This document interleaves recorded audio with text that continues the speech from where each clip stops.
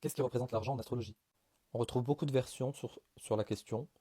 Donc certaines personnes pensent que ça va être Vénus, d'autres pensent que ça va être Jupiter, et en réalité, l'argent est un principe très complexe qui va concerner bien plus de planètes que ça. En fait, l'abondance est partout en astrologie et dans la plupart des planètes. Déjà, il va falloir déconstruire quelque chose autour de Vénus, puisque Vénus n'est pas une énergie d'action en tant que telle. Donc ce n'est pas une énergie qui est capable d'aller chercher toute seule cette abondance-là et cette énergie-là financière.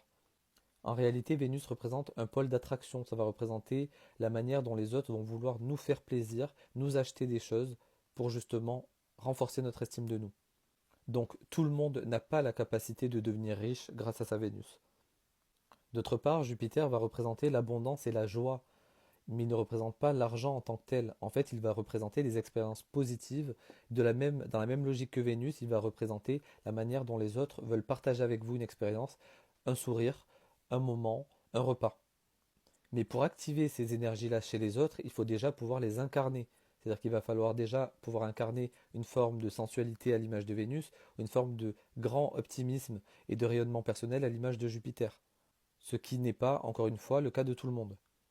Donc en réalité, dans la société dans laquelle on vit, dans laquelle on s'individualise et on travaille pour obtenir son argent, il faut voir d'autres placements. D'une part, le soleil qui va renseigner sur nos goûts, nos aspirations, ce qui nous passionne et dans quel secteur on peut rayonner, qui est de toute manière toujours lié à Mars. Mars qui tout seul va représenter la manière dont on va pouvoir déployer de l'énergie justement pour obtenir de l'argent. Lorsqu'on a un Mars qui est faible, effectivement, ça peut devenir plus compliqué d'attirer à soi une forme d'abondance, puisqu'on a moins de ressources pour travailler. Mais ne vous inquiétez pas, il y a d'autres ressources pour obtenir de l'argent, puisque Mercure représente un principe d'intellect pur, mais aussi il représente le commerce et les échanges. Donc il peut représenter une manière d'attirer de l'abondance par ses interactions, par son intelligence, par ses stratégies. Mais si vous voulez vraiment faire fortune, en réalité, il faut voir ces deux planètes-ci. Saturne d'une part et Pluton d'autre part. Pourquoi? Parce que c'est avec Saturne que l'on édifie des projets, une carrière et une somme d'argent conséquente pour pouvoir estimer que l'on est dans une forme d'abondance financière importante. Là où Vénus va davantage représenter, on va dire, un cadeau occasionnel que vous pourriez recevoir. Avec Saturne, on stabilise le socle d'argent, on stabilise le squelette en fait qui fait votre stabilité financière.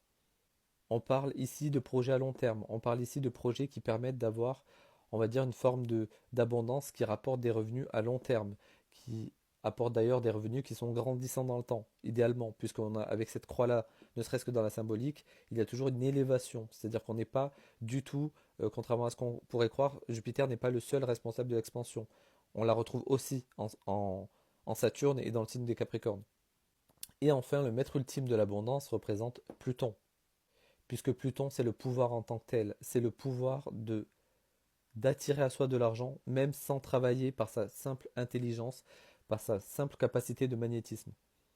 Pluton va vraiment représenter la tête pensante, il va vraiment représenter, on va dire, le noyau fondateur de l'abondance. Hadès représente d'ailleurs dans la mythologie le dieu des richesses, et ce n'est pas pour rien. Pluton, lorsqu'il est évolué, d'ailleurs, va représenter la manière dont on va réussir à faire le pont entre sa stabilité psychologique, sa stabilité émotionnelle, et à partir de là, édifier une stabilité, une abondance à l'extérieur qui peut être transcendantale. Donc ne vous inquiétez pas si vous avez Pluton en maison 2, c'est plutôt bon signe. C'est le cas de Bill Gates notamment. Donc vous l'aurez compris, le grand gagnant ici est Pluton, mais tout le paradoxe, c'est que c'est par le lâcher-prise, qui est très représentatif de Pluton, par un lâcher-prise sur le plan du pouvoir simplement matériel qu'on obtient justement ce pouvoir matériel, parce que en fait l'argent n'est qu'une énergie au service de la matière, jamais l'inverse.